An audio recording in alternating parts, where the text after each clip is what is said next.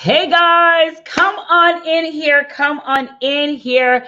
Listen, before we get the party started, I have such a treat for y'all today. Today is your faith, favor, and finance show.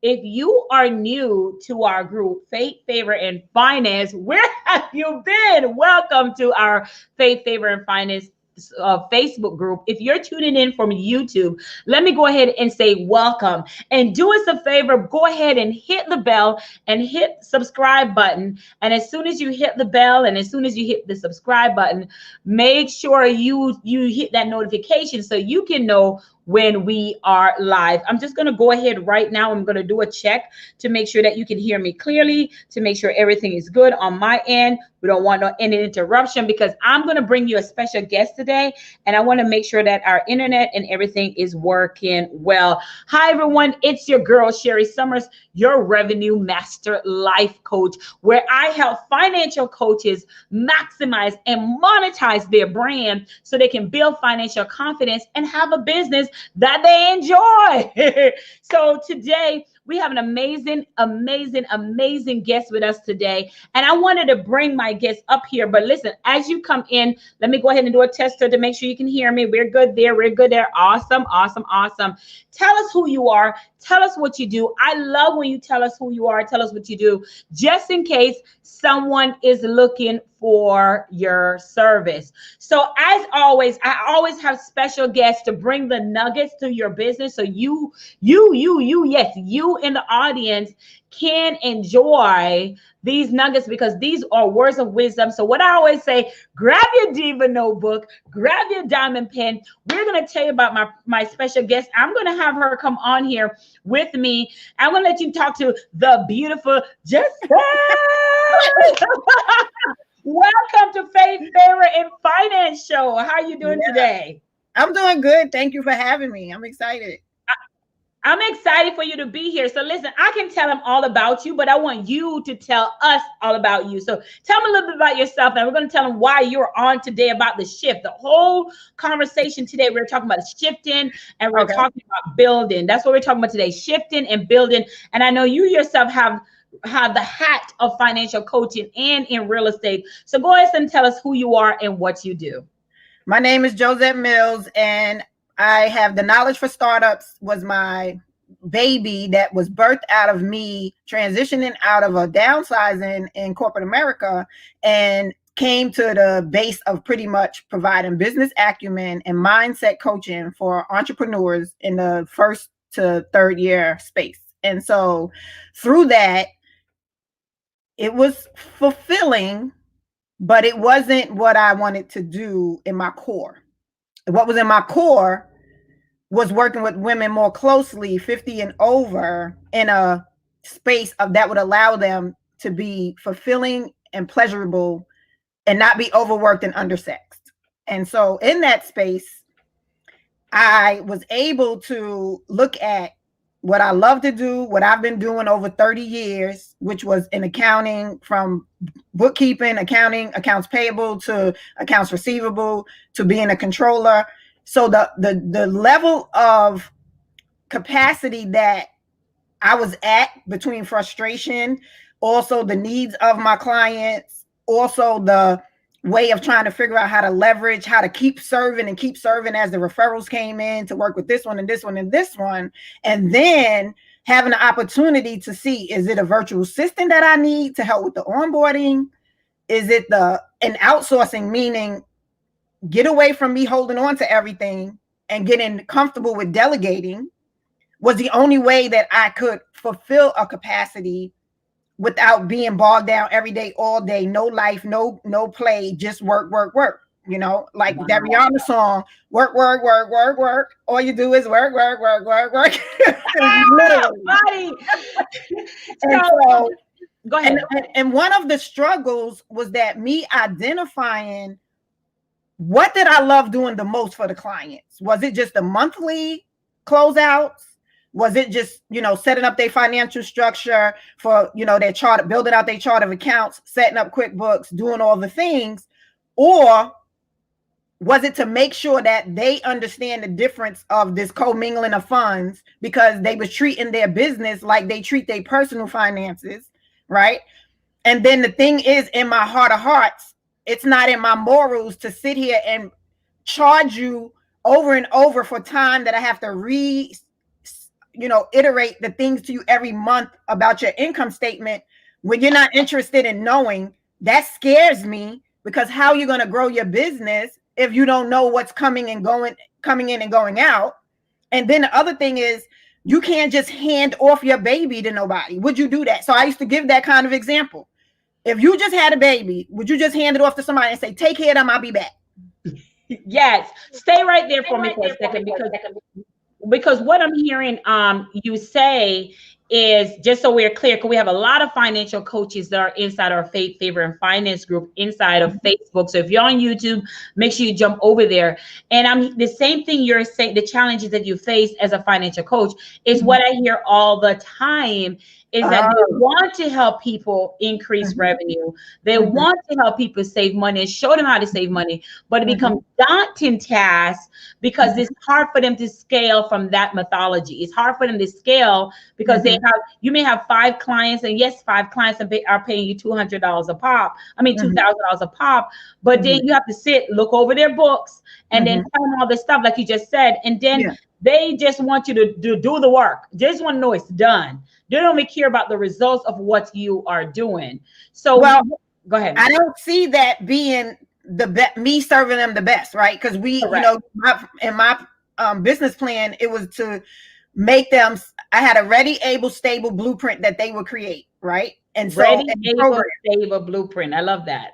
Yeah, be ready, so you able to stay stable and leverage. That's generally what I try to get them to digest. And so, within that type of blueprint, you can't be ready if you still wanna, like, where's the receipts? Oh, I don't know. You're not organized. And so the simple things of, like, as soon as you buy something, take a picture, email it to yourself, create the folder in your email, put it all in that one folder. So at the end of the quarter, when we doing your finances that I'm looking, you can just send me all of those receipts in that folder. Because guess what the receipts do these days? When you touch receipts, it disappear, right? Yes, it does. It truly does. By the time you get home, you touch it, your hands are oily. You don't even have nothing for proof.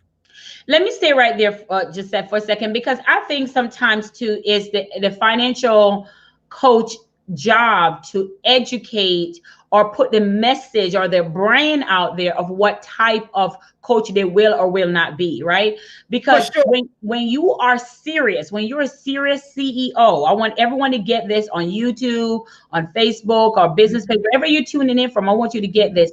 When you are serious about your finances, you are a part of being a CEO is meeting with your accountant. Part of being your CEO is checking in with life insurance agent and making sure your IULs are on track. Part of being a CEO is making sure, if you're calling yourself the boss, there's certain things that you cannot drop the ball on. So if you're having that type of client, in my experience, is what messaging are you putting out there in your branding that getting that type of client to where they just think you're just the dump zone, right? I remember going to one of my accountant, and this guy was doing a drive-by with a trash bag.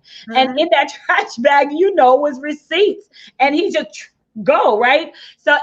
So clearly all he want to make sure is that it was done. That's all he want to make sure. He didn't care about the results. He didn't care about thinking about strategy. What was this game plan for 5-year game plan? So I see why you're like, this shift had to happen, because you're like, no, this is not going to be me. This is not going to be. I was coming out my car going to the accountant house, and he was in a pickup truck, and he was in construction, doing some type of construction, I can tell. And he got this Ziploc bag, right? And he inside his Ziploc bag and trash bag, he got these whole bunch of receipts, and he just dropped the receipts off. He just dropped the receipts off, and he just kept going, right? I'm like, what is this? I looked through the clear bag, and it was his receipts, and I'm like, Oh my God. So he has no time to look over what she just did, or if she, Mhm. or if she taking money for, you know what I'm saying, or she putting things Mhm. in the wrong place. He just Mhm. want to make sure that it's done. So Mhm. what I'm hearing you clearly saying is, so, but I understand that we have those type of clients as financial coaches, but I also understand that it's in our message, in our marketing, that we have to make sure build our brand to where we are tracking high-end clients that Mhm. truly care about the type of business that you are doing, right? So if you want to get high achievers or high-end clients that are believe in building their business to Mhm. that capacity, to where they said the type of clients that I get, they believe in their business. That they Yeah. believe, they don't just want, they just don't want you just, I want to be in compliance, so I'm just going to get it done. So what is your thoughts on that situation? It's definitely in the messaging, right? Because one of the key tools that I realized as I was going, like, let me take some of the data and examine, is it me? Mhm. Because I was tied to the outcome. I wanted them to get it. I wanted them to not run away from math, because everybody's whole, oh, math, I'm not good at math. And so they ingest that and wear it like a badge of honor, and it blocks them for even having a little, window to take it all in. Stay And right so, there. Stay. Oh God, stay right there. You just said something. You said so good. I gotta stop her, y'all, when she's saying some good stuff. She says, I was tied to the outcome. And I mhm, think not the client, but you were tied to the client's outcome, yeah. right? I love that. I love that. Because when you say I was tied to the outcome, what I learned, and I'm in the life insurance space that I'm in, I was tied to the outcome. So I got in life insurance to also to teach our community Mhm, about building, using life insurance to build wealth. That's what I got mhm. into, because all we hear about life insurance is final expense, debt, Final debt, expense, debt, yeah. Mhm. debt, What would debt, you need debt. if you That's got a all we hear. replacement? Yeah, Like, replacement insurance. hello, can we be like the Rockefellers? Yeah, Can we be exactly. smart and savvy and use life insurance to Hmm. create wealth? So Hmm. therefore, when I got into space and I'm like all jammed up, got my license and I'm all jammed up and I'm ready to coach and go out there and market my business so I can educate my community. When I Hmm. would get clients, they wouldn't give a rat's tail. They just want, how much is the cheapest one? Send it to me and be done with it. And I will go back to my team and I would be like, listen, I try to spend the time to educate them. They could Hmm. care less, right? And one of the guys that was one of my upline, he said, Sherri, he said, listen to me and listen to me very well. Give them what they want. Give them what they want. I know what you're trying to do. I know you want them to be tied to the outcome. You're a teacher at heart. Give them what they want, right? Your job is, and I'm like, no, but that's not me. Just like you're saying, I'm like, no, that's not me. My goal is to educate our people. You can Hmm. educate till God come. If their mindset is not there, it's Nope. just not there. It's Nope. just not there. So how do we get around that? So for me, what I did is, pretty much created like a video series that they will watch and get acclimated to understanding the financial statement, understand what goes into it from really a literally ABC level, where it's digestible, where they're able to at least, because like the bottom line is, the best use of my time is not to be every month explaining the same things to you over and over just because I'm billing you. That doesn't Mm. feel good to me. And so it's that if this is the type of behavior that's going to continue, then I'm going to refer you out, because I want to work with people that have their business as the baby. And you And care about who's the caretaker, you care about what stages it's going to go through, you care about all the things that it's not, putting anything in its mouth it's not supposed to, meaning that you're not just spending the money here, spending the money there, not keeping track, not, like all of the things get shuffled, and then as you said with that garbage bag, you drop it here, and now I need to make it make sense and look cute. Like, no. correct. And you just said something. Well, first of all, I wrote down, you can't be tied to the client's outcome more than the client. You Yeah, can't no. be tied to the client's outcome more than the client. So there are times that clients that say, hey, I want to work with you. And they tell me their goals because I have them do an assessment. And then when I'm reminding them as a coach their goals, it's like their goals don't change. They don't want, I'm like, hello, like I can't, when people say I'm gonna hold you accountable, no, as a coach, I cannot hold you accountable. I can only help you hold yourself accountable for the thing you said you're gonna do. I'm just going to be a reminder ball, your voice that's going to remind them. So, so I'm laughing because one of the things that I have tax accountant clients as well. And they're saying, Sherri, the people I'm getting, tax season is coming up and they complain about the tax prices. And I said, again, if you are having those type of client, it's in your messaging. It's in how you show up. It's how you show up in your business of the type of client that you want to attract. So you got to ask yourself, what is it in your messaging or in your image, which is all part of your brand, your messaging is all part of your brand, that make you feel like you're attracting those type of people. And those are the things under the sound of my voice that we have to get clear on when we're talking about. Stella said type of clients you get should believe in their business. Correct. That's what she just said. And you're tied to the client's outcome. You can't be tied to the client's outcome more than the client's. I love that, Stella. That is truly that is true.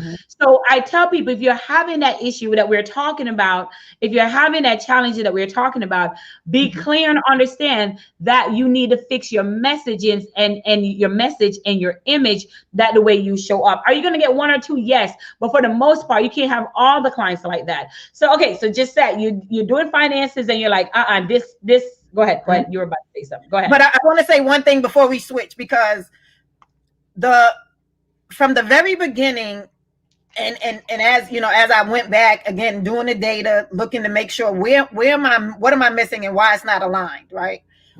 It was that I changed a lot of my questions on the onboarding application so that I can get better answers and responses, and not a open, not a closed-ended yes or no, but more so a question with open-ended where they had to reply, right? In addition is to knowing when to say no to the client and not just yes because I want the business.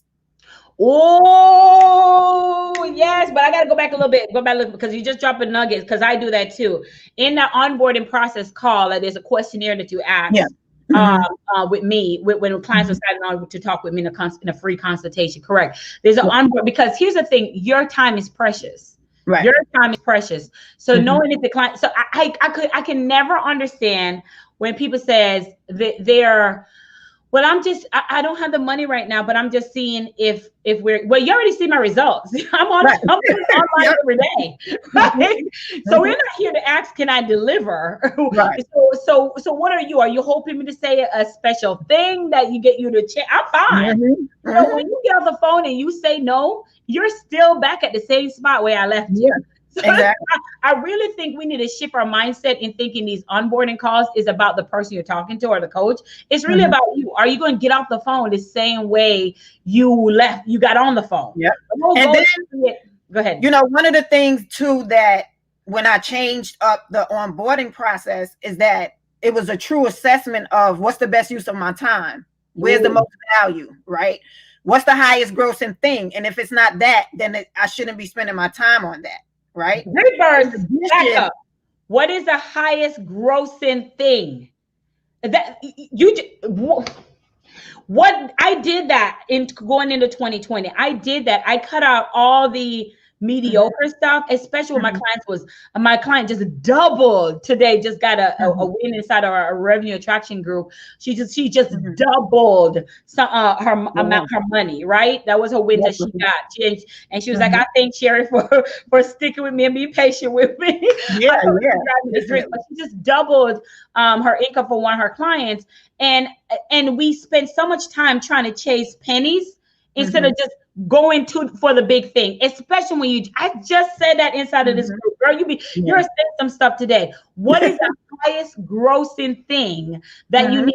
That's what your focus should be on. Yeah. And everything else, then you just, outsource it, and you can do it because when you think about, if you're just doing the highest grossing thing and highest grossing business practices, and you outsource the rest, and you train somebody else to do it, or you kind of like, okay, so this part is not the best use of my time, let me get somebody to do this. You'll realize how much. What if I can't afford it? Because that's the next objection. What if I can't afford it? Like, what if it's too much? But the thing is, I want to say with that is that, so what are you going to do? Keep leaving it the way it is? Or you want to be able to make the most money, and this is just one of the sides of the pieces of it? Because when you look on the other side of that, I don't have enough, is that if I stay with what I'm doing, where am I going to be in 90 days? Girlfriend, and I'm going to say this, I have to be honest and say I was that person that says, I don't think I can afford an assistant. Oh, I think that, let me say, there's two things. I went to some bad ones, right? I went to some ones where like they forget to post when I say I was going live, and they forget to put the live up. They forgot to every time I turn around, there was something wrong. And I had to fire a couple of them, right? So I know the challenge in trying to find good help, right? And I know the frustration in trying to find good help. And then you say, when you take it overseas, is sometimes the language is not good, so the communication barrier there. So I got it. I truly got it. So you have the language, and then now you're like, can I afford this person? And then you got to teach them everything you know. So you feel like, oh my God, I feel like you're always let me tell you, one of the things that I did, even when I had my event planning business back in the days, and when I was still, and I still do to today, one of the things that I look about it is in a community aspect, right? And so like, if I'm giving back, how can I give back to somebody at the same time that it's not that it's just like only a give and no take, but that we both are, have a give and take in it. And that's one untapped resource is your local colleges. Yes. Right. Yes. They have internships that the students are required to do. That's accounting majors, or that's whatever major that you may need help with it in your business, right? Correct. The seniors who are getting ready to graduate, you can say, I only want seniors, I only want juniors, like where you know that those people are specific to what you need. Correct. A couple of my clients, correct. Because they like on the job training, some type of correct. And they're able to get their hours. They getting on the job training. They getting the commitment from the school for the internship requirements, and you getting like help that's not costing you nothing. So you can start there. It's only costing you to fill out the application and create a partnership with the school. That's it. Correct. Oh, you're dropping some stuff. Listen, guys, if you're just joining me, we're talking about the shift. We're talking about the different details in your business. We're talking about the shift in your financial space. We have our amazing guest today, and she's dropping nuggets left and right. We're talking about how to structure your business that you love it again. Create that shift where you can love what you do again in the financial space. And we're giving you all the tools and nuggets. Listen, if you're enjoying this, go ahead and give me a 3 in the chat, a 3 in the chat. If you're just, Cynthia said the client has to be hungry to see the results and grow. Yes, just Cynthia, you are so right about that. 100% right about that. The client, you can't want it more than your client. That is so true. What I also love about what she just said is about getting help, right? She said about getting help and going out to the schools and get help. And also, many of the times when you get a virtual assistant from overseas, you're paying less than you pay in the US because the money value is a little bit different than the US. And it may take over time to build a relationship. It may take over time. So it's important that we understand that I used to be the one that said, oh, no, I can't afford it. And then but I realized I couldn't do it on my own. But then I really had to think about just that, like, we spend money very fast, whether it's getting a gas tank of gas or, and we spend. So start where you are on getting it, because if you're in the financial space, you have to get an assistant if you're looking to scale your business. So just recapping what we talk about, guys, we talk about if you're attracting certain type of client that is not making you happy in your business and not fulfilling your purpose, look at your messaging, look at your branding, look at your images. Those are the things sometimes attracting the wrong client. We talk about you have to, not maybe, you have to get some type of virtual assistant to assist you along the way. If you're struggling in the financial space to find a virtual assistant, reach out to me. I got some amazing one because I'm big about building the Africa community, and I love their services. So make sure you DM me for that, because there's no way you can head into 2021 and saying I hate social media, but you need social media to stand out, but they're not getting a virtual assistant to be able to do that. That just don't even make sense to me.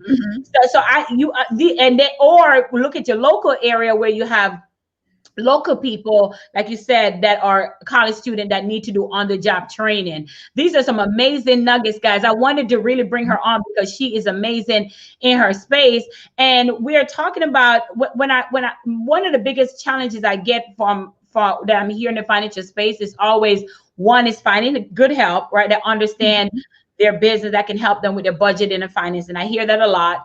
And then the second thing I help is they feel like they can't scale, right? And that's because they feel like they can't scale. The methodology of what they plan, as in the financial coaches, with the methodology of what they put in place, where they can only serve like 5 clients, right? And after that 5 clients, that took up all their time the whole month. They don't have time to go market for more clients because they're at their capacity. Right. And I just think it's their model that if one of those clients are the clients that just throw in the trash bag, like we talk about, that's not helping. Another thing I want to even jump on, because I'm in the life insurance space, Josette, is a point of marketing. The corporate world, or I would say the corporate world, the marketing space, what a corporate teaches you, like in life insurance, they teach you go door knocking and do like 100 calls. I have never been that type of person that followed that methodology. It didn't work for me. I'm not that type of person. So what's your feedback on that? Because I want to make sure, I know I'm a marketer, online marketer area space. So what's your feedback on that? Because I think they're now trying to change a little bit because of COVID and everything that happened. But really, these new agent that comes on, they're like, oh, go door knocking and tell them all this stuff. And I'm thinking like, no, there's different ways you can attract clients without those type of old fashioned way of doing things. Yeah.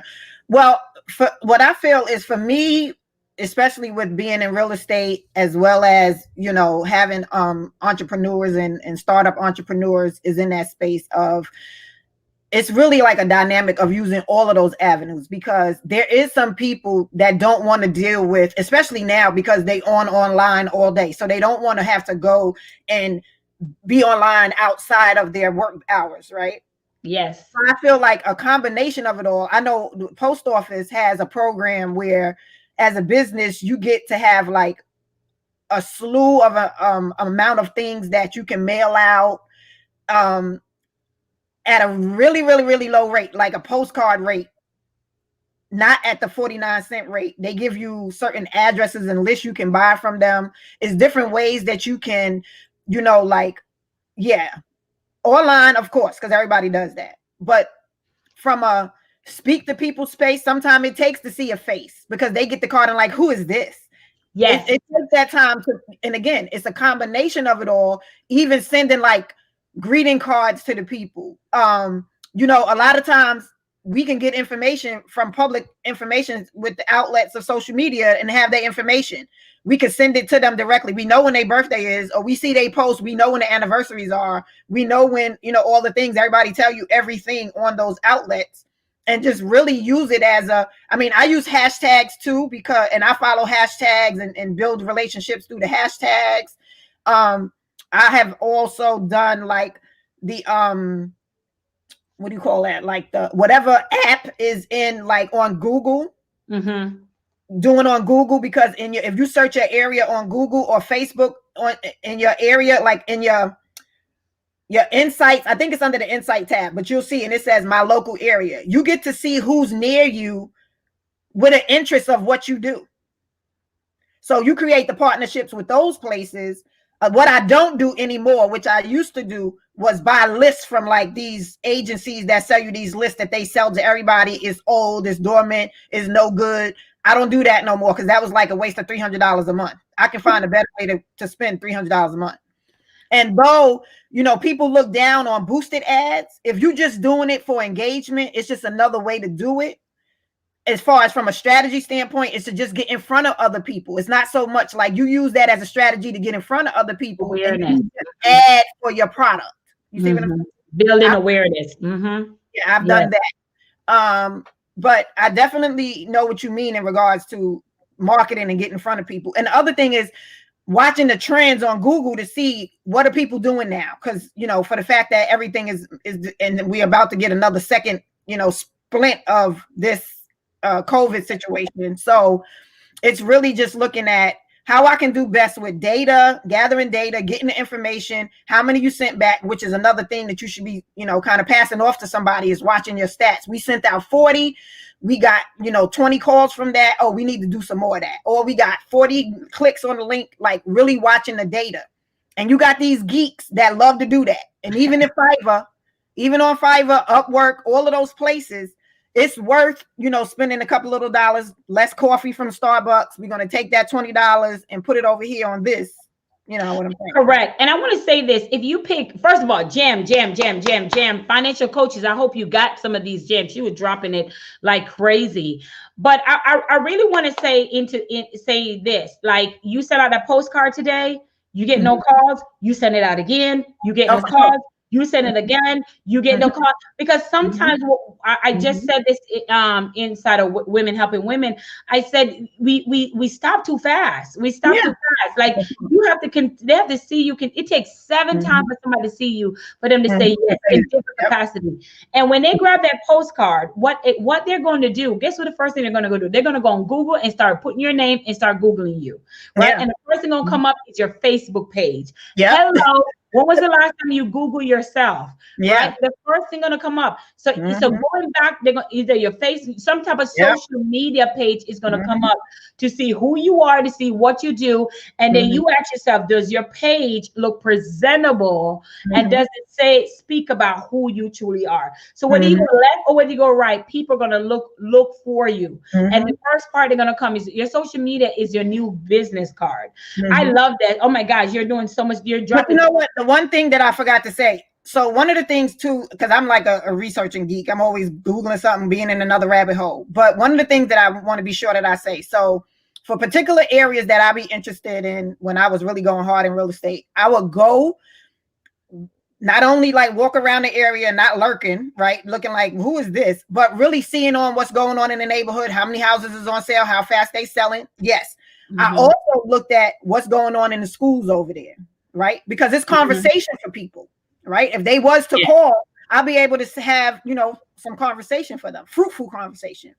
Correct. It's building that relationship. Correct. Because there's key components. It's not like you just another person coming to, you know, ask things, right? Correct. And then if I saw like stuff on the lawn, like happy birthday or congratulations and stuff like that, I wrote it down on the card. Yes, I love that. So that I know that house, and when I speak to them, I can say, "Oh, happy belated birthday to Maria! I saw that, you know, Maria had a birthday," and you know, because they had to know. I had to be over there to know that. Correct. Exactly. And it's kind of, and people do the same thing online. Like, they'll email me and said, "Hey, I saw your Instagram page, and I just love your posts, and I love what you're standing for, and giving financial coaches build their brand online." And so clearly, if they're saying that, they clearly looked at my post. So not only did they look at my post, but it tells me that my message is clear if they understand by just looking at my post of what I do. Of what I do. And I wanted to come into this. You know what?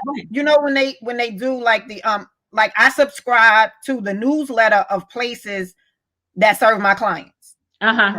So like the SBA, I always would be on there, because in my conversation and in my messaging, I'm keeping them abreast to what's going on in the industry. Yes. So that it's not only me telling them, I'm giving them factual information. I'm pretty much just keeping it as a full experience. Not just, "Oh, I'm telling you this now, go buy my program. Oh, I'm not telling you this now, no. I'm giving them a full experience of the relationship that they and the things that they need to be keeping top of mind too. You in the industry, you need to know. Correct. Because things change and life change.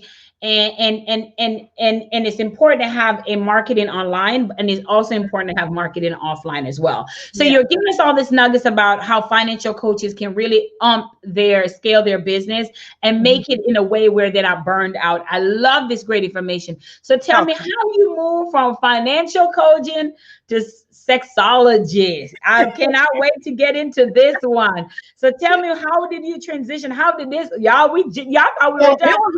It was a long time coming. Let me say that, right? So about in 2009 is when I was like, oh, you know what?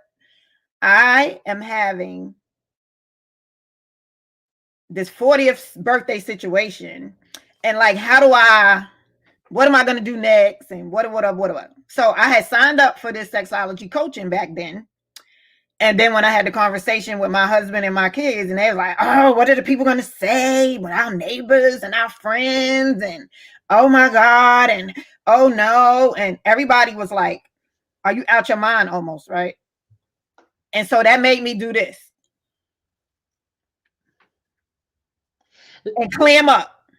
And stay right there, because I want you to stay right there for a second, because that was me when I decided that, okay, I know about being the live stream queen, the queen of live stream, always going live, but what I want to be known for, right? What do I want to be known for? Yep. And I knew I was in real estate, and I knew I was in life insurance, and I knew I have properties and all this stuff. So I said, and then when I came in life insurance and see how not say the wrong way, but the hard way they were marketing their business, I realized that they were so busy marketing the company versus marketing themselves and putting themselves out there. And I said, hold up, that's the missing angle. I need to help these financial coaches. So I had what you're just saying.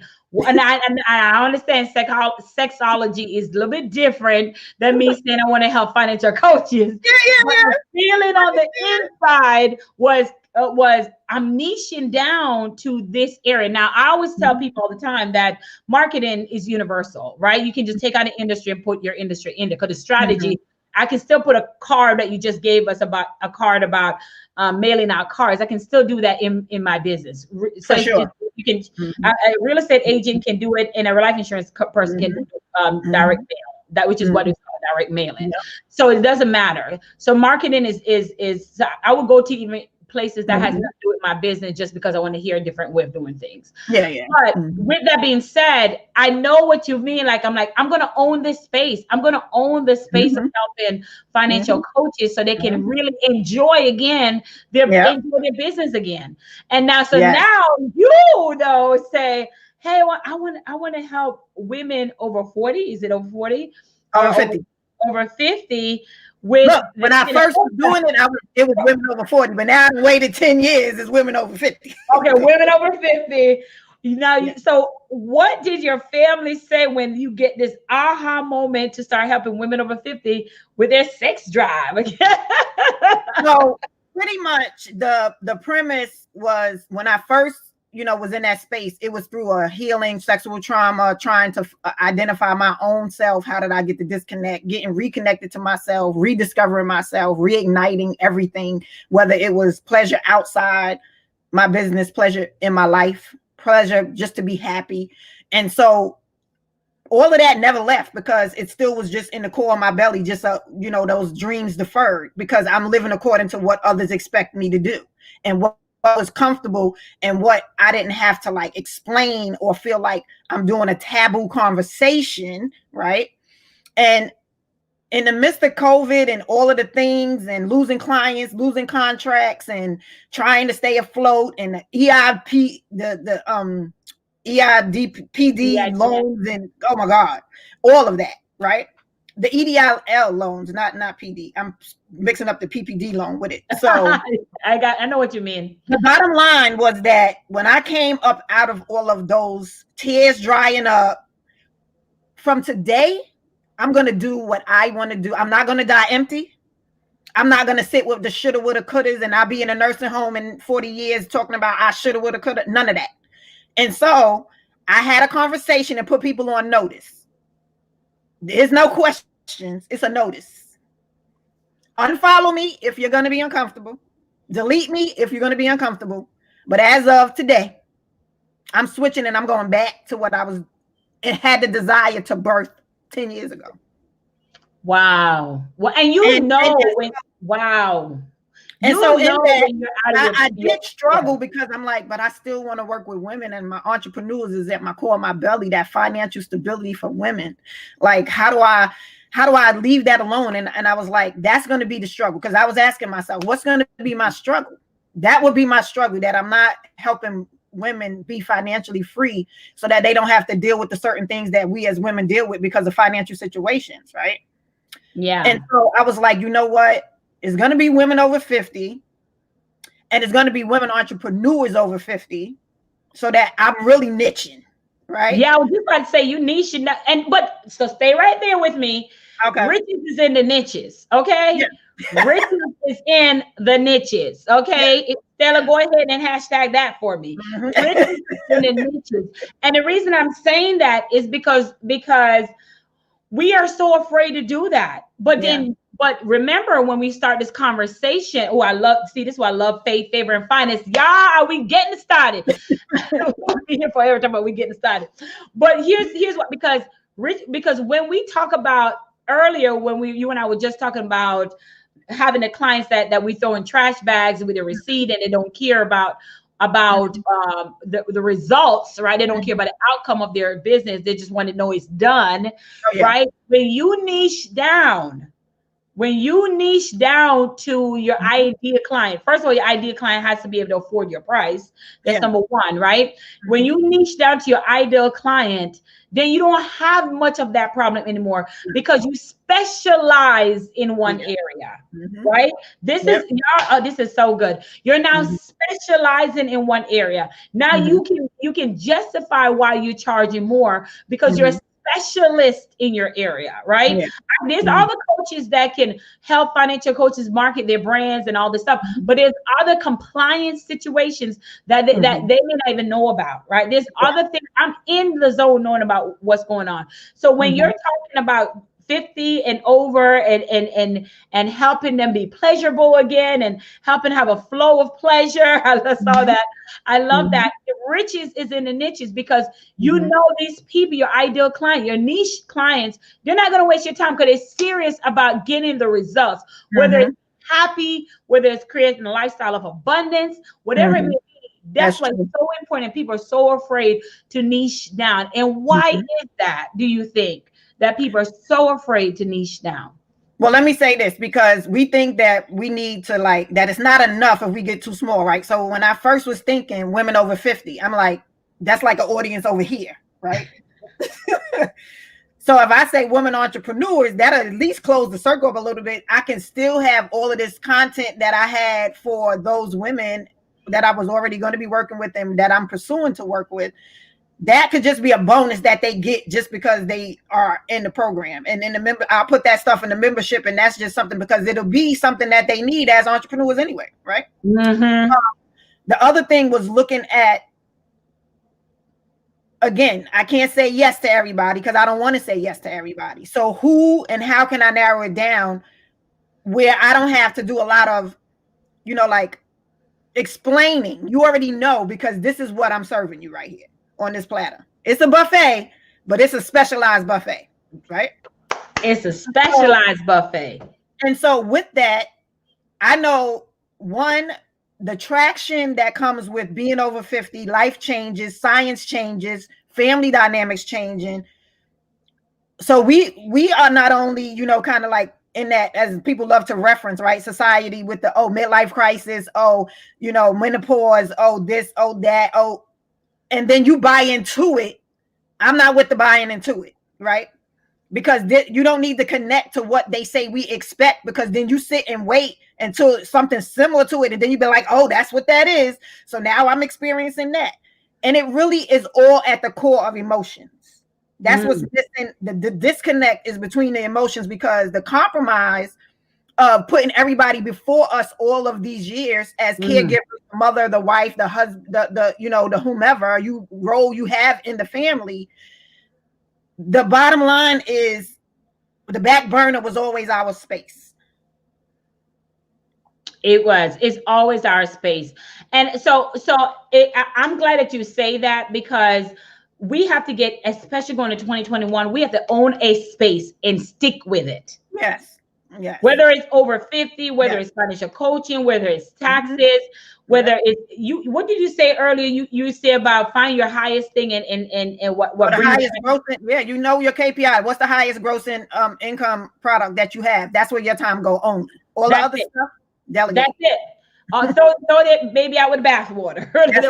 Yeah, exactly. Find your highest gross income and stick with that. Stick with that area. Stick with that niche area. And I think that's what. Oh my gosh, you said so much. Because one of the things, I love the fact that you're now finding something you love. I love the fact that you're finding something you're passionate about. Because now what you're doing, which goes back to my Authority Accelerator course, y'all. Inside of that course, I talk about this. Listen, I had this course all week. Inside that course, what you just did now, just said, is create a movement in your marketing message about every woman who feel exactly of how you feel. Who feel exactly of how you feel. So you create a movement of women who raise their hand and says, oh, I feel that way. I know that. I feel that way. Listen, this is what I was talking about. When you niche down, you're niching down to an area of purpose. Yeah. Oh no, like my area, no, you won't see me at the door knocking. No, you won't see me making 10,000 calls. There's a different way to build a brand, a financial brand, without having to do all that. When you niche down, you say women over 50, you're not lost. You still look good. And let me tell you something. I see this, the woman dress, she always looking sad. Yeah. And the thing is that when people hear, oh, and then so one of my coaches in the Master Sexpert class, and she was like, why did you change it to sensuality instead of sexuality? I said, because people close up when they see sex, right? Yes. Sensuality is, it makes them want to be like, oh, sensuality, like, it gives a different feel. So when you talk about messaging, that was a part of why I changed it from sexology being on my Instagram and on my Facebook and stuff, right? Because the embracing, I don't want that to be the deterrent, because guess what? It's a lot of people that inbox me, oh, my family, I can't talk about that. I know that. That's why we have to have these conversations, because in my 40s is when I started asking all these questions. Why? Because I had nobody else that could safely talk about it before that I would look to, like my mom or my grandmother or, aunts.